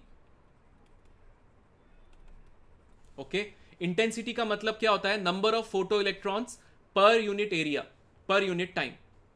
तो तुम यहां पे 10,000 photon डालो, 4,000 photon डालो, 20,000 photon डालो, kinetic energy maximum पे कोई फर्क नहीं पड़ेगा. वो सिर्फ उसकी फ्रीक्वेंसी पे ही डिपेंड करता है. सिमिलरली अगर मैं फोटो करंट की बात कर रहा हूं, फोटो करंट कब बढ़ेगा? Photo current is flow of electrons. एक फोटोन तो एक इलेक्ट्रॉन ही दे सकता है. तो अगर नंबर ऑफ फोटॉन्स बढ़ जाएंगे तो नंबर ऑफ इलेक्ट्रॉन्स बढ़ जाएंगे. So I can say as number of photons increases, number of ejected electrons will increase, or I can say photo current will increase. What is number of photons? This is basically intensity. So intensity से photo current पे फर्क पड़ता है. अब उसकी frequency बढ़ा दोगे, उससे आपके पास चाहे फ्रीक्वेंसी कितनी भी बढ़ा दो, एक फोटोन तो एक इलेक्ट्रॉन ही दे सकता है. तो it is independent of, this is independent of frequency. अरे दोस्त, मेंस में तो एक ही आएगा, लेकिन सीखने के लिए तो दो दे सकता हूं. इंटेंसिटी बढ़ाने से कोई फर्क नहीं पड़ने वाला है, क्योंकि सिर्फ फ्रीक्वेंसी चेक करते हैं मेरे दोस्त, इसलिए भी नहीं होगा. ओके एमयू, तुमने पढ़ाई नहीं करी ना एमयू? अभी पढ़ाई कर, ठीक है.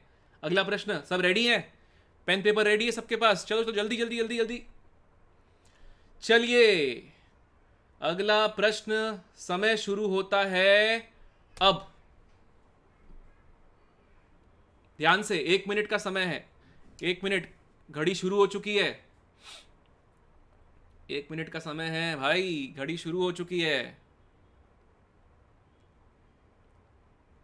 जल्दी से अपना आंसर बताइए. D D D for Delhi. अरे मुझे पता था कि लोग डी करने वाले हैं. एमएम का आंसर सी आया है. अच्छा, D D D D D D D D D D D. A, KP का ए आया है, केटी का सी आया है, एमए का ए आया है, फिर अब ए की बाढ़ आ चुकी है, सी की बाढ़ आ चुकी है. यार देखो, जेई के अंदर कठिन सवाल नहीं आते, they will not ask you difficult questions, they will ask you tricky questions. सबका आंसर आ रहा है ना, डी आ रहा है ना, किसी किसी का सी भी आ रहा है। 10 है सर, ठीक है। चलिए अब मैं इसको सॉल्व करके बता रहा हूं, फिर बताना क्या गलती करी मैंने, ठीक है। मैंने यहां पे ये लिखा कि ये n बराबर 5 है, ये 4 है, ये 3 है, ये 2 है और ये 1 है, ठीक है। ये मैं यहाँ लिख देता हूँ, दिस इज n बराबर 5, this is 4, this is 3, this is 2, this is 1। फिर मैंने कहा number of spectral lines is equal to delta n into delta n plus 1 by 2, where delta n is 5 minus 1 which is 4, therefore this is equal to 10। कितने लोगों का ये answer आ गया? या 5C2, ऐसे ने 5C2 किया, कितने लोगों का ये आंसर आ गया? लिखो हमारा, लिखो मेरा मेरा मेरा, लिखो जल्दी से। मी, KD has written me। काफी लोगों का आया था यार, लिखो ना सब लोग मी। DR, अरे बहुत लोगों का आ गया, बहुत लोगों का आ गया। अब सब लोग लिखो सॉरी, जिन्होंने मेरा मेरा लिखा है सब सॉरी लिखो, जल्दी से लिखो सॉरी सॉरी, फटाफट लिखो।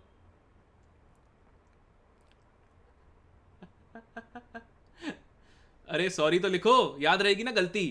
कितने आइटम दिए हुए हैं? 4 4 आइटम ही है भाई। ये कब होता है? जब बहुत सारे आइटम्स होते हैं, लार्ज सैंपल। अब 4 ही आइटम है ना, 4 आइटम है तो क्या होगा, इस बात का ध्यान तो रखो कितने आइटम है, ठीक है। तो मान लीजिए पहला आइटम है, ये एक लाइन, ये दूसरी लाइन, ये तीसरी लाइन, ये चौथी लाइन, तो ये 4 आ गए ट्रांजिशन आपके पास। मान लीजिए दूसरे आइटम से ये दोनों आ गए, ये यूनिक लाइंस आ गई, तो 6 आ गई। फिर मान लीजिए तीसरे से अपन ने यहाँ से ये ले लिया, अब ये तो काउंट नहीं कर सकते क्योंकि काउंट कर चुके हैं। फिर मैंने इसको काउंट कर लिया, फिर इसको भी काउंट नहीं कर सकते हैं, और लास्ट में मान लेता हूं कि मान लीजिए आइटम सीधा नीचे आ गया। 4 ही आइटम है ना, तो कितनी लाइंस हुई जरा गिन के बताओ मुझे। ये हो गया 4, ये हो गया 2, ये हो गया 1, ये हो गया 1, 8 लाइंस आ रही है, राइट। हुई ना गलती, आया मजा। आ सकता है जेईई मेंस में, सिंपल सवाल है। अगला प्रश्न करें? चलिए समय शुरू होता है अब, 1 मिनट में करना है, 1 मिनट में फटाफट। क्षमा कर दिया मैंने तुम्हें दोस्त, गलती वापस से मत करना। 1 मिनट में करना है ये। ऐसे do this question, I will explain that question to you again. Do this question first, I will explain it to you. First do this question. C, lithium 2+ है, okay?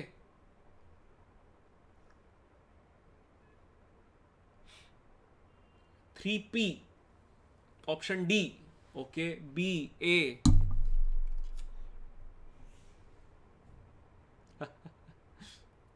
चलिए देखते हैं क्या सही आंसर है। इसका सही जवाब है ऑप्शन डी। कैसे? लिथियम है, लिथियम 2+ है, तो Z कितना है आपके पास? 3। अगर Z3 है तो -13.6 into Z² upon n² is equal to क्या हो जाएगा आपके पास? -13.6, क्योंकि ग्राउंड स्टेट एनर्जी है। सो n की वैल्यू 3 आ गई, तो ये तो हो ही नहीं सकता है। It has 1 radial node. So radial node अगर आपको दिया हुआ है तो रेडियल नोड्स के अंदर क्या कह सकते हैं? रेडियल नोड्स कितने होते हैं? n minus l minus 1 is equal to 1. This value is given to you as 3. So l कितना आ जाएगा आपके पास? 1. l अगर 1 है तो क्या हो गया? p orbital. So this is 3p. आया समझ में? सिंपल है यार ये तो, है ना। ये क्वेश्चन में ये ड्रॉ करके ही करना पड़ेगा मेरे दोस्त। बस ये सोचो कि जो आइटम नीचे आ चुका है वो ऊपर नहीं जा सकता है। जब तुम ये यूज करते हो तो तुम बोलते हो बहुत सारे एटम्स हैं, तो बहुत सारे इलेक्ट्रॉन्स होते हैं, तो क्या होता है? सब नीचे आ सकते हैं, तो all lines are possible. But suppose ये इलेक्ट्रॉन एक बार नीचे आ गया ग्राउंड स्टेट में, तो ये ऊपर नहीं जा सकता है। तो ये एक इलेक्ट्रॉन नीचे आ गया 4 ट्रांजिशन के बाद। ऐसे I am explaining this question only, this is question number 2। Okay, हाँ वो भी कर सकते हो, तो भी तुम्हारे पास मैक्सिमम लाइंस उतनी आएंगी 80। n=3 कैसे आया? अरे इसकी एनर्जी इक्वेट कर दी ना, ग्राउंड स्टेट एनर्जी के बराबर कर दी। हाइड्रोजन की ग्राउंड स्टेट एनर्जी ये है, इसका n मान लिया मैंने, बराबर करो, आ जाएगा, सिंपल इनफ। हाँ HK, if you take 4:1 then again you will get the same answer. Okay, calculate number of 30 seconds, this question is 30 seconds. Okay, जल्दी आंसर, गलती करोगे सॉरी लिखना पड़ेगा। Your time starts now, 30 seconds। Answer D, data insufficient. मित्र धन्यवाद HM।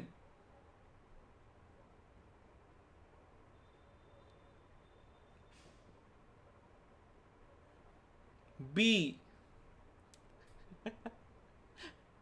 ए। अरे ए कौन लिख रहा है यार? ये यार एक बात बताओ, नंबर ऑफ वेव्स कितनी होती हैं?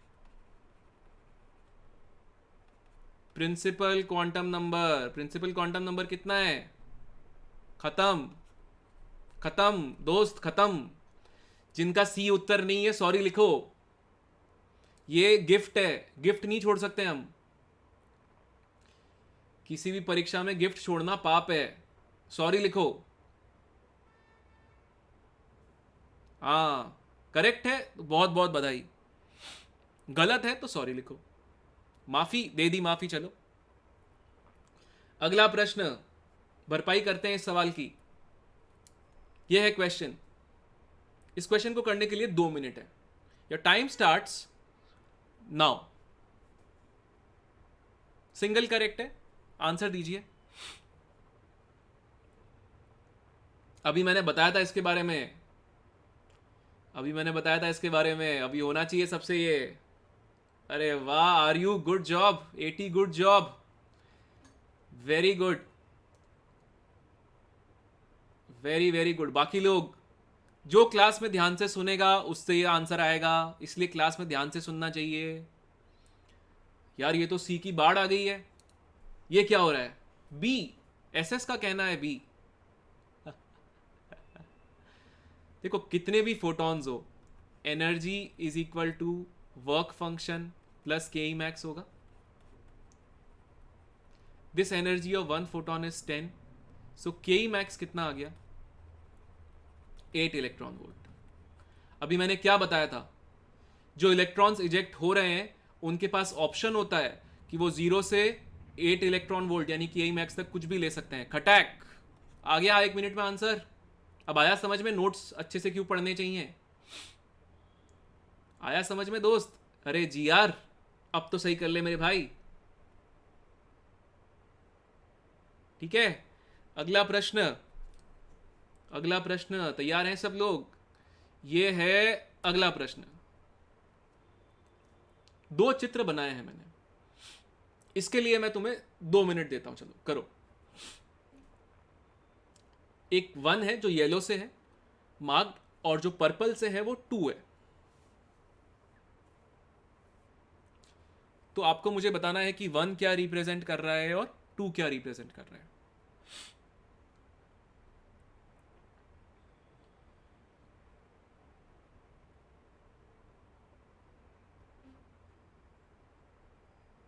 बी फॉर बॉम्बे, अरे यार, D for Delhi, B for Bombay, Bombay Bombay, C for Calcutta आ गया है, B for Bombay, C for Calcutta. Okay okay, है अभी 1 मिनट बाकी, लोग भी कलम चलाओ, कलम चलाओ, पता लगेगा अभी किसका सही है। देखो, सी फॉर चेन्नई। अच्छा ठीक है यार, कैलकाटा बुरा मान गए चेन्नई वाले, हाँ चेन्नई ले लो चलो।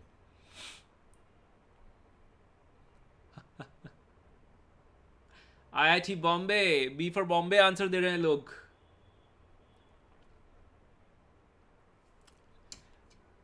IIT बॉम्बे, IIT बॉम्बे, बॉम्बे की लाइन लगी हुई है। बैंगलोर। हाँ हाँ, मेरा कोई ऐसा बॉम्बे के प्रति ज़्यादा प्यार नहीं है। अरे इंडिया वाले आई मार्क करोगे क्या? MU पिक तो करो। मैं कौन सा कह रहा हूँ कि तुम बॉम्बे में रह लो।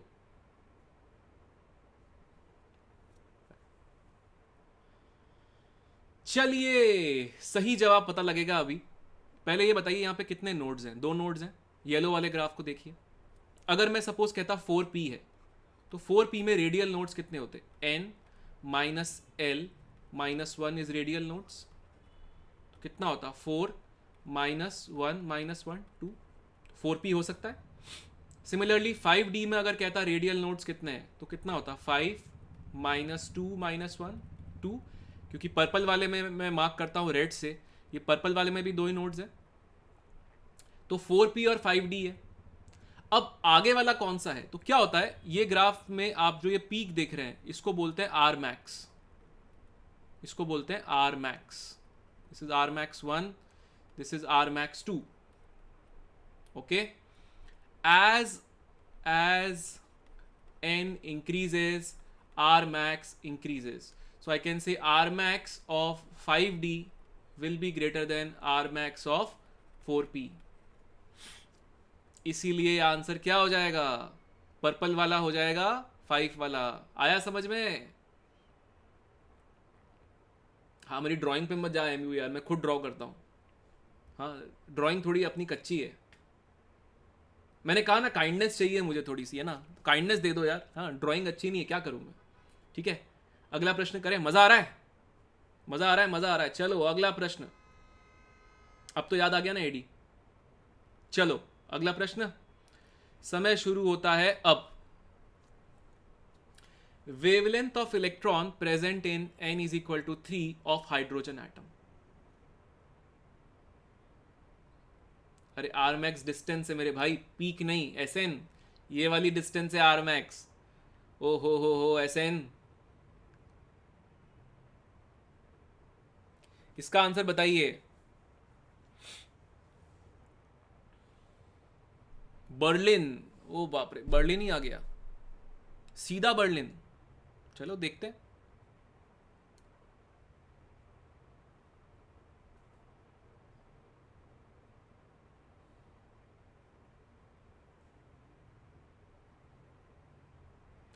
Sufficient to crack BIGSAT? Yes, why not. बस तुम घर जाके होमवर्क करना पूरा। A B C।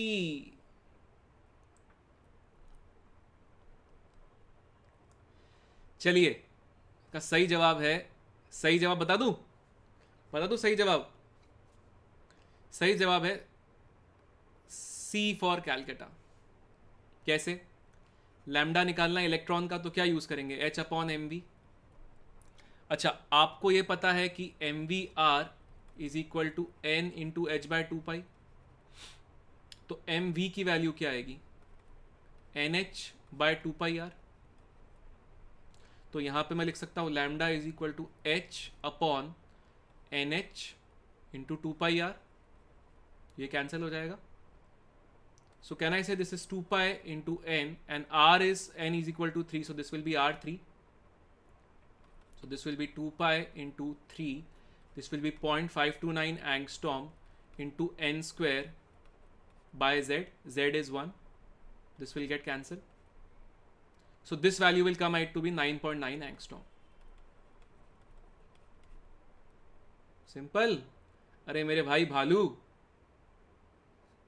B for Bombay नहीं है मेरे दोस्त, ठीक है? चलिए आगे बढ़े, आगे बढ़े। Orbital angular momentum of 1s electron is, यार ये 20 सेकंड में होना चाहिए। Time starts now.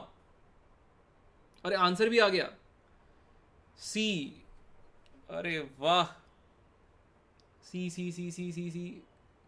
अरे कोरोना मत बोल ऐसे यार, बहुत डर लगता है।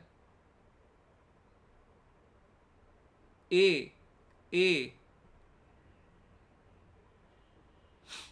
अरे ए जी, अच्छी चीजें बोलना दोस्त, थोड़ा प्यार दिखाओ यार। हाँ, चलिए क्या होता है orbital angular momentum? Under root of L into L plus one into H by two pi. L की वैल्यू क्या होगी अगर ऐसे तो 0 खटैक। अरे चाइना से बहुत डर लगता है मेरे भाई।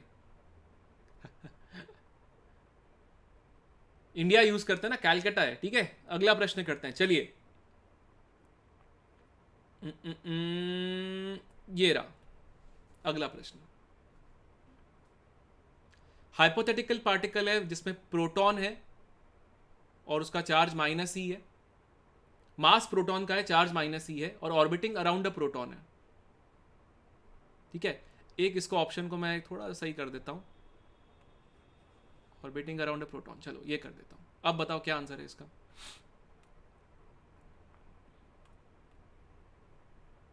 बी।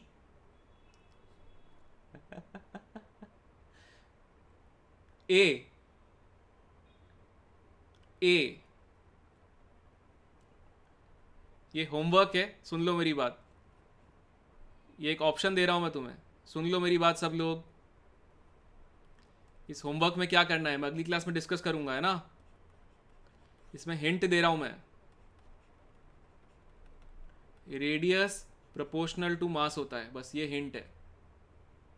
अरे आंसर बताओ। अरे एमयू यार, देखो पकी पकाई खिचड़ी चाहिए यार, ट्राई तो कर थोड़ा, है ना।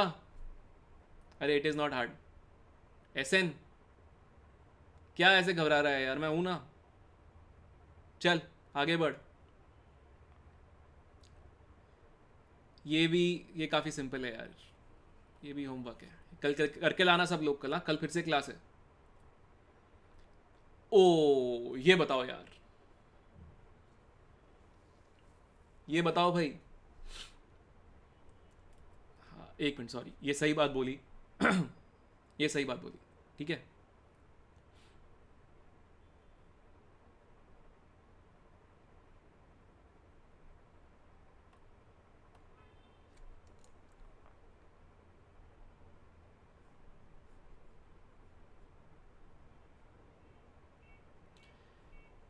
एक बात बताओ दोस्तों, जितने लोग यहाँ पर आए हैं, मेरा एक सवाल है उन लोगों से कि आप लोग, स्क्रीन स्क्रीन ब्लैंक नहीं है यार, मैंने हटा दिया है उसको भी। एक सवाल होगा ना इसलिए, ठीक है। तो मेरा एक सवाल था सब लोगों से कि जो भी बच्चे यहाँ पे आए हैं, एक सवाल है। आप लोग अभी मेहनत कर रहे हैं, क्वेश्चंस कर रहे हैं। इन क्वेश्चंस को करने के टाइम क्या फील होता है आप लोगों को? कभी किसी को ऐसा फील हो रहा है कि बहुत डिफिकल्ट जा रहा है, कभी किसी को ऐसा फील हो रहा है कि इतना मुश्किल नहीं है लेकिन मतलब चीज़ें हो रही हैं। कॉन्फिडेंट लग रहा है? स्कैरी? कभी कभी लग जाता है यार ऐसा, है ना। चलिए इस क्वेश्चन को करके बताइए मुझे।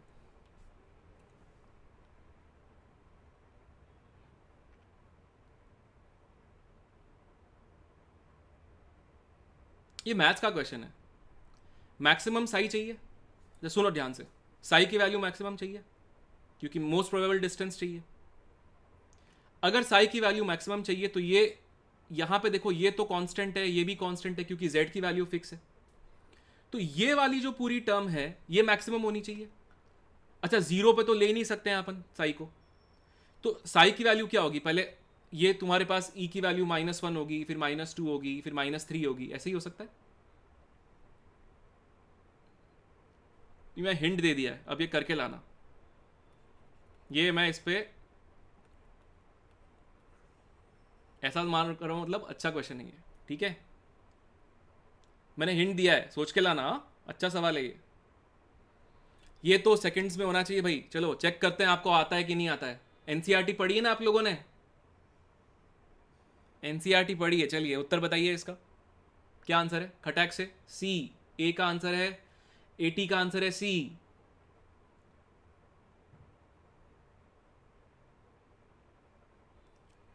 सी इज द राइट आंसर। देखो ऐसे सवाल भी आते हैं मेंस में। उत्तर लॉल, उत्तर लॉल का मतलब क्या होता है? देखो भाई, लॉल तो तब होता है जब सवाल हमसे हो जाए और सही हो जाए, है ना। नहीं तो हमारे ऊपर लॉल है, ठीक है। एक केटी यार मैंने बोल दिया सी आंसर है तो फिर डी क्यों लिख रहा है? बेटा होमवर्क डिस्कस हो गया, जेएस तू लेट आया है, ठीक है। चलो अगला प्रश्न करें। चलिए ये सवाल करके बताओ यार, निम्नलिखित में से कौन सी बातें सही है? Which of the following is true? This is single correct. चलो बताओ।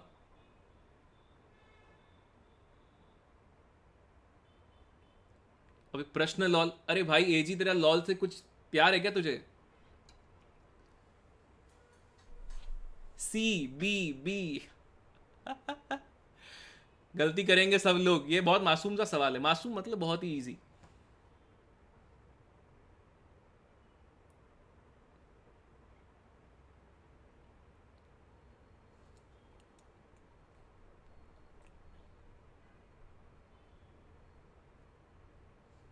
सी बी ए। देखो पहली बात, metallic character increases from left to right, no. Non metallic character increases, left to right जाओगे तो क्या होगा? राइट। दूसरी, ये मेटेलॉइड्स नहीं है मेरे दोस्त, मेटेलॉइड्स नहीं है ये, नॉन मेटल्स हैं, ठीक है। तीसरा कि मेटेलॉइड्स हैं, मेटेलॉइड्स हैं, है भाई है, उठो नींद से। इसका आंसर क्या होगा? 64 होंगे क्या? ये कैसे निकालते हैं? नंबर ऑफ एलिमेंट्स अगर मुझे किसी भी पीरियड में निकालने हैं, ठीक है, it is given by 2 into n plus 2 upon 2 square if n is even, and 2 into n plus 1 by 2 square if n is odd। तो अगर n की वैल्यू तुम 7 डालोगे तो ये वैल्यू आएगी 32। तो ये नहीं हो सकता है, गलत है ये। आया समझ में? और root nu is equal to A into Z minus B होती है मूजले इक्वेशन, ये नहीं होती है। तो आंसर क्या आ गया? B for Bombay. काफ़ी लोगों का सही था, लेकिन ये काफ़ी लोगों को पता नहीं थी बात, इसलिए स्टार मार्क कर रहा हूँ उस पर। आंसर तो ये है, लेकिन स्टार मार्क कर रहा हूँ उस पर, ध्यान रखना, गलती नहीं होनी चाहिए, ठीक है। चलो ये अभी करके बताओ 110 का, इसका आंसर बताओ जल्दी से मुझे यार। चलिए चलिए चलिए आंसर बताइए जल्दी से, कलम चलाओ भाई, कलम चलाओ।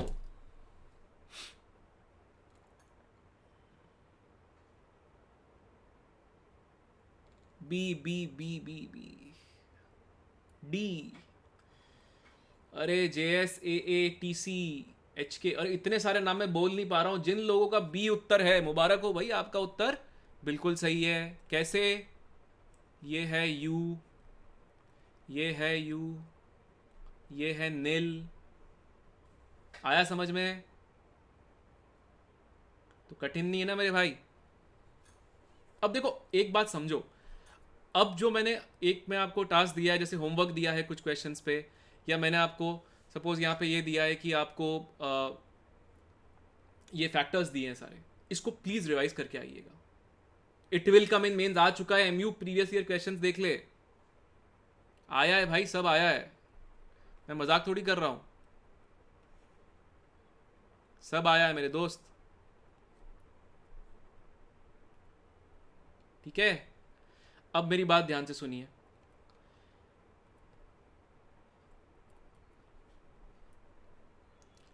ये Amazon Academy ऐप पे प्रैक्टिस सेशन होगा, बहुत सारे प्रैक्टिस क्वेश्चंस होंगे उस पर, आप वो करिए। कल मैं पढ़ाऊंगा 7 बजे केमिकल बॉन्डिंग और मॉलिक्यूलर स्ट्रक्चर, ठीक है, वो आप सारे करके आएंगे एग्जैक्ट टाइम पे। मैं बहुत कोशिश करता हूँ 80 खत्म करने की, और इसीलिए मैं कहता हूँ क्लास के लिए प्रिपेयर करके आओ, ठीक है, क्योंकि मैं क्वालिटी क्वेश्चंस कराऊंगा। तो मेरा एक अजम्पशन है, थोड़ा पढ़कर आओ यार ना। ये 11th के बच्चों के लिए इसीलिए नहीं है, ये ड्रॉपर्स और 12th के बच्चों के लिए। 11th के बच्चों के लिए माइक्रो कोर्सेज आएंगे। अरे क्या दिमाग खराब यार, मेहनत करना, अभी ये पूरे दिन में पढ़ाई करके आ और फिर मुझसे सवाल पूछ और फिर अपन तगड़ा कर देंगे। तो आज हम एक दूसरे को वचन देते हैं, ऑर्गेनिक आपको पढ़ाएंगे आशुतोष गौतम सर बहुत ही जल्द ना, आपके पास शेड्यूल आ चुका होगा अभी, ठीक है। मुझे सबसे पहले वादा करिए कि आज की क्लास के नोट्स पढ़ कर आएंगे, आज की डीपीपी कर आएंगे, और कल की क्लास के बारे में पहले से रिवाइज करके आएंगे। फिर मैं आपको एक क्विकली रिविजन के बाद अच्छे क्वेश्चंस कराऊंगा। ये वादा मान सकता हूँ मैं आप सब लोग करेंगे। अरे कॉलेज शेड्यूल फॉलो करना यार, ये तो 1.5 घंटे की बात है यार, प्रॉमिस। अरे यही तो चाहिए यार, ये जज्बा चाहिए मुझे। हम सब लोग, मेरे जितने बच्चे हैं मैं उन सबको फाइटर बोलता हूँ। फाइटर बोलने का कारण क्या होता है कि हम जेई के अंदर देखो क्या है, एक फाइट मार रहे हैं, और फाइटर जो है वो हमेशा क्या करता है, कभी भी एंड तक लड़ाई लड़ता रहेगा, है ना। तो आप लोग मुझसे वादा करिए कि आप पूरी मेहनत करेंगे, और ये जो एक रिडेम्पशन का मौका मिला है हम सबको, मैं पूरी दृढ़ता से और आपको निष्ठा से पढ़ाऊंगा, और आप पूरी निष्ठा से आगे बढ़ेंगे। Amazon फाइटर्स, यस एवी, ठीक है।